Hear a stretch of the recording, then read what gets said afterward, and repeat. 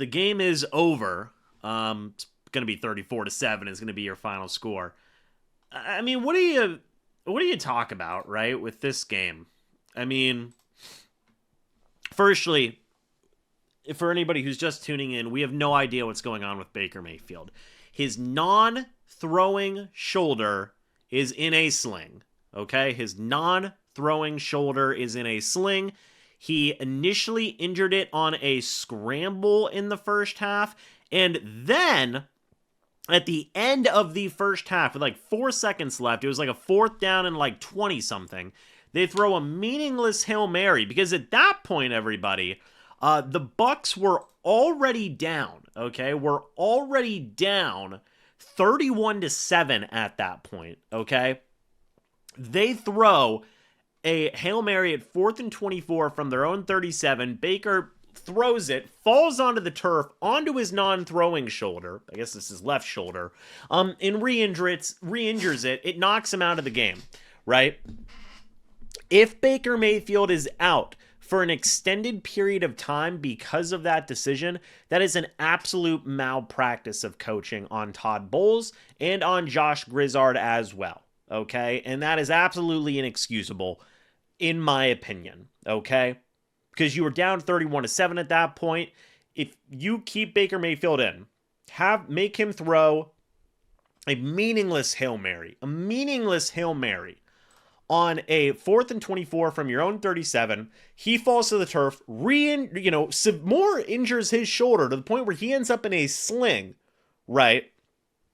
And that's exactly what happened. Shame on Todd Bowles. Shame on Josh Grizzard. Whoever decided to keep him out there, shame on them, okay? And if it was a joint decision, shame, okay, on both of them, because that's absolute coaching malpractice in my opinion. Baker wasn't necessarily playing great before that. Before he left the game, he was 9 of 19 for 41 yards, 1 touchdown, 2 picks. The 2 interceptions, one of which was on the Hail Mary where he re-injured his shoulder. His first interception, to be completely honest and transparent, was 100% Cade Otton's fault. It hit him right in the hands. He bobbled it 5 times, directly fell into the arms of the Rams defender. Completely on Cade Otton. That is 100% his fault, in my opinion. Okay? Teddy Bridgewater came in 8 of 15 in the second half for 62 yards. Both quarterbacks were sacked twice in this game. Here's the thing. If Baker Mayfield misses any time, and we don't know the severity of Baker Mayfield's injury right now, Teddy's your starting guy. He's your starting quarterback. And you are going to have Connor Bazelak as your backup at that point. That is the scenario the Bucs would find themselves in if Mayfield misses any extended amount of time. So it's worth paying attention to. It is worth keeping an eye out for, because that's not going to be good, right? That's not going to be good if Mayfield misses extended time. Regardless of how you feel, positive or negative about Mayfield, when you're without your starting quarterback, the captain of the ship, so to speak, it's not a good situation. Okay, so obviously we'll talk more about that whenever we get further into it. Hopefully Mayfield is okay.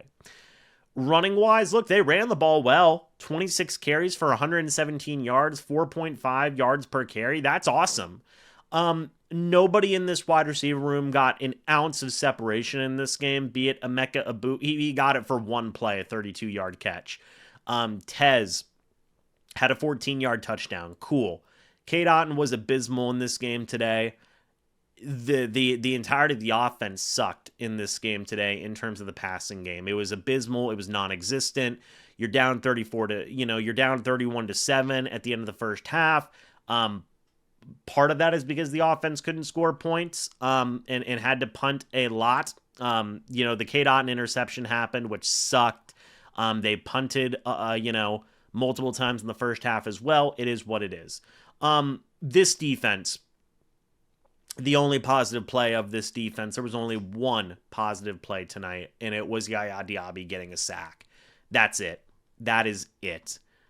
I mean, what can you say? Stafford, 25 of 35, 273 yards, 3 touchdowns, no picks.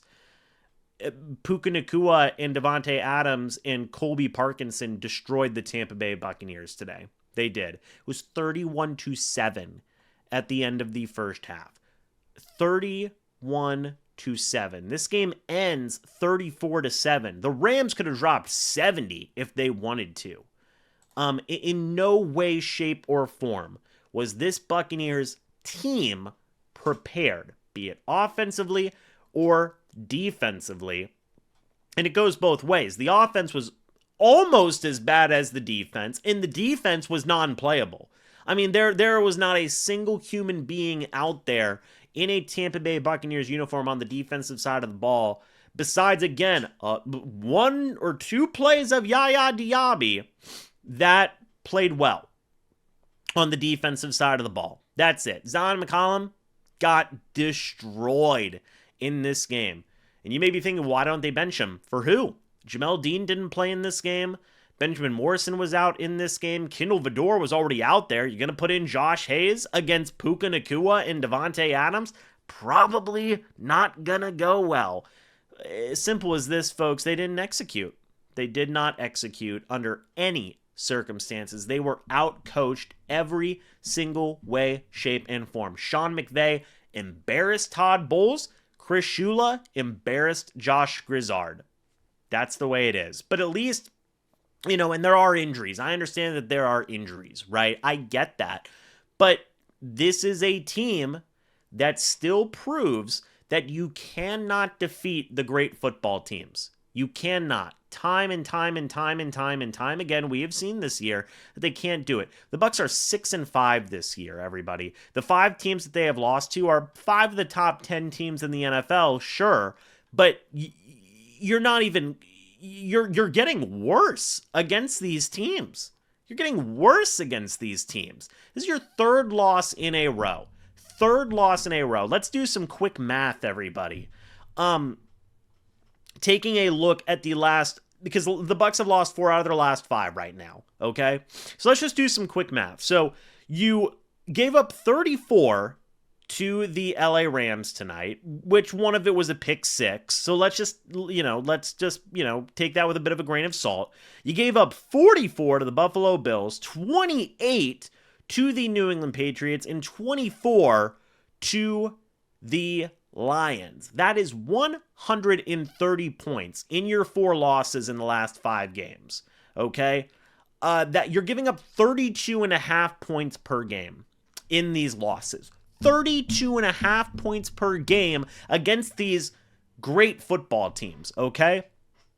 Are you scoring a lot of points? Well, you scored 9 against the Rams, or against the Lions, 23 against the Patriots, 32 against the Bills, and 7 against the Rams. 17.75 points per game. Let's just round it up to 18 points. So you're getting outscored 33-18 in these football games. This defense has been disgusting, deplorable, despicable in these 4 losses in your last 5 games.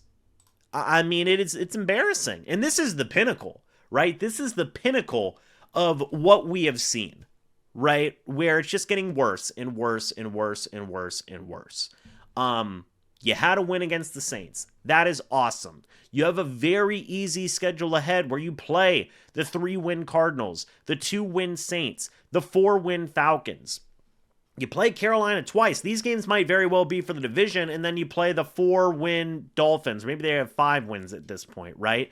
The only team you play going forward, the only 2 games out of your last 6 going forward against a team that have a winning record are the Carolina Panthers, okay? That's good. That's a positive thing, but this defense has to improve. And I know people are going to say injuries. And I do understand that. And I recognize that. And I know that they are without their number 1 running back, their number 1 wide receiver, their number 2 wide receivers on the mend, basically. You're without your starting left guard. You're without your starting right guard. You're without one of your starting defensive ends and one of your starting outside edge rushing linebackers and your number 2 cornerback and your number 3 cornerback. I understand that this team is absolutely decimated by injuries. But The other pattern that we are seeing here, and you also might be without your starting quarterback now going forward, but the other pattern that we are seeing here is this. This team cannot defeat great football clubs. The 5 losses they've had this year have been to objectively better football teams in terms of the overall hierarchy of the NFL. They beat the Seahawks and they beat the 49ers. That's great. That's their ceiling, is beating those types of teams. That is their ceiling, okay? They have not been able to compete with the Eagles or the Lions or the Patriots or the Bills or the Rams. They're getting worse in terms of levels of competition, right? I get that injuries are a thing. You have to find a way to overcome injuries, because it's now turning into a situation where it is no longer a excuse and it is a crutch to say, well, hey, it is what it is. They played a really good football team. Good football teams find ways to win games, and they can do it against the bad teams, which is awesome. But how far do you expect this organization to go going forward? Because guess what? If you ever make a deep playoff run, if you ever want to make a Super Bowl somewhere down the line, you might play the Patriots again. You might play the Bills again. If you want to go into the playoffs, guess what? You could see Philly in round 1. You could see Detroit in round 1. You could see the Rams in round 1. Are you going to get embarrassed like this again? Because then you're done. It's just not a great situation. It's not. This team is proven that they cannot beat good football, or great football teams, I should say. I still believe that this team is going to win enough games to make the playoffs. I still believe this team is going to win enough games to win this division. Do I think they're going to go very far in the playoffs? Right now, I have no faith that this team is going to go far in the playoffs, depending on who their opponent is. If they face the 49ers, if they face the Seahawks, maybe they have a chance. If they play any other team, like a Packers, like a Ram, like the Rams, like the Lions, no, I have no expectations that they are going to beat those types of football teams, because they have in no way, shape, or form proven that they can beat those types of football teams on a consistent basis. And it's disappointing. And this was the pinnacle of it. This was embarrassing. This was boring. This was laughable. This was ridiculous, to be frank. And it goes on everyone. It goes on everyone. It's on Jason Light for a failure, quite frankly, to build a front seven that can consistently be something without having a 37-year-old Levante. I know he's not 37, everybody. A 35-year-old Levante David and Vita Vea, who is getting a little bit up there in age at this point. This is on him for that. This is on Todd Bowles in getting absolutely embarrassed by high-level offensive coaching staffs. This is on Josh Grizzard for getting absolutely embarrassed by high-level defensive coaching staffs. This is on Baker Mayfield and the players, both offensively and defensively, for lack of execution. It falls on everybody, right? This is a full organizational thing where whenever we come back to playing these good football teams, the coaches can't coach, the roster looks thin, the players can't execute. All of these things are true, right? All of them are true. The players that are here can't execute. The roster is very thin in important position groups, right? The coaching staff looks absolutely outclassed against these great football teams. Show me the proof to say otherwise, because I'd love to see it. I would love to see it.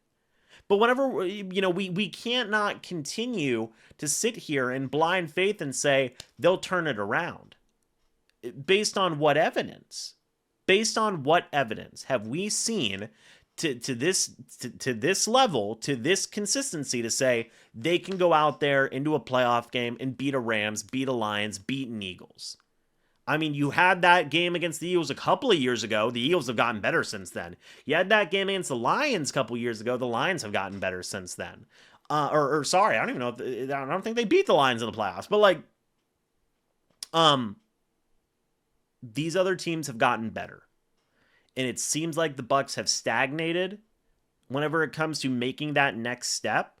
And it's just not working right now against the great teams. Again, I still think this team is going to make the playoffs. I still think this team is going to finish with a winning record if Mayfield stays healthy. If Mayfield is out for some extended period of time, I don't know. Things might get ugly.